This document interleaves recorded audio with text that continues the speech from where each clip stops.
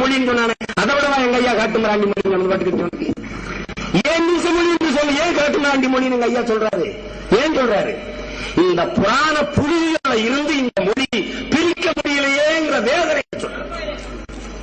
அதே தலைவன் தான் சொல்றான், ஒருவர் முழுமையான தமிழ் பற்றாளராக தமிழை விரும்புவராக இருப்பாரே ஆனால் நான் காலங்காலமாக அவருக்கு அடிமையாக இருப்பேன் சொல்றாரு. அதே தலைவர் தான் சொல்றாரு. இதை நீ சொல்லு, காட்டுமிராண்டி மொழி ஏன் சொன்னா? உங்க ராமாயணம், உங்க மகாபாரதம், உங்க பாஞ்சாலி சபதம், இந்த ஏழவு கர்மாந்தரம், தேவாரம், திருவாசனம், அந்த புராண புலிகளை சுமந்த மொழியாக கொண்ட மொழியாக இந்த தமிழ் இருந்து போயிடுதே நினைச்ச ஆதங்கத்தில் சொன்னார் காட்டுமிராண்டி மொழி. அவருக்கு மொழி மேல பற்றில்லாமையாடா? இந்த நாட்டு மேலையும் இந்த மக்கள் மேலையும் பற்றில்லாமையா? தனி தமிழ்நாடு கேட்ட முதல் தலைவன் இந்த நாட்டில் தந்தை பெரியார்.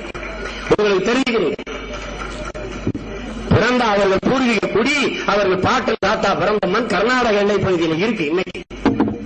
ஆனால் தனித்தமிழ்நாடு கேட்டு தந்தை பெரியார் அவர்கள் இந்திய தேசிய வரைபடத்தை இருக்கிற போது, தமிழ்நாட்டை இப்படி பிடித்துக் கொண்டு இந்திய தேசிய வரைபடத்தை இருக்கிற போது, அவர் பிறந்த அவர் தாயக மண்ணான கர்நாடக மண்ணும் சேர்ந்துதான் இருந்தது என்பதை நீங்கள் கவனித்து வச்சுக்கிறீங்க.